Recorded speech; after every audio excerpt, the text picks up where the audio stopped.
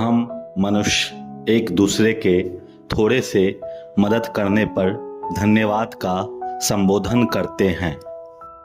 हम दूसरों के प्रति धन्यवाद या धन्य होने का भाव रख सकते हैं, परंतु प्रकृति के प्रति हमारा कर्तव्य प्रार्थना और भक्ति का होना चाहिए। देखें, हम प्रकृति से ही निर्मित चेतन रूपी मूर्ति है। यही हमें और हमारे सभी पीढ़ियों को जिलाए जा रही है। हम इसी प्रकृति के अंश है। हमारा वजूद या अस्तित्व इसी प्रकृति के होने से है। अंततः हमें इसी से जीना है और इसी में विलीन हो जाना है।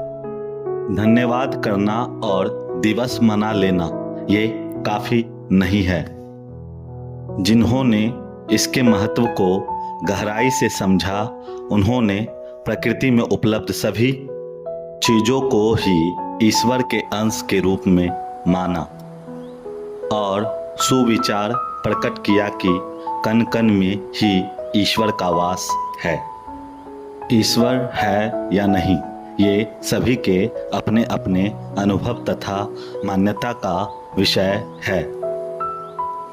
क्योंकि जीवन हमारा है, इसलिए परमात्मा की भूख और प्यास हमारी ही होनी चाहिए। परंतु आप यदि जीवित है तो इसके लिए प्रकृति निश्चित रूप से जिम्मेदार है। आप चाहे आस्तिक हो या नास्तिक, आपको जीवन देने वाला, पालन करने वाला तथा कष्टों से मुक्त करने वाला यही प्रकृति ही है। हमारे लिए संसार, भक्ति, ईश्वर, त्योहार, रिश्तेदार आदि के होने का अस्तित्व हमारे अस्तित्व से है और हमें अस्तित्व में बनाए रखने के लिए प्रकृति ही जिम्मेदार है। इसलिए प्रकृति हमारे लिए पूजनीय है।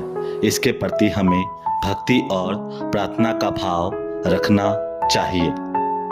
हम हवा के बिना 3 मिनट तक तथा पानी के बिना 3 से 5 दिनों तक ही जीवित रह सकते हैं। प्रकृति का अर्थ समस्त चीजों के जोड़ से है।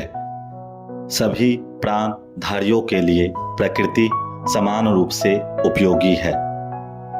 इसलिए प्रकृति के प्रति हमारा दायित्व सामूहिक रूप से होना चाहिए।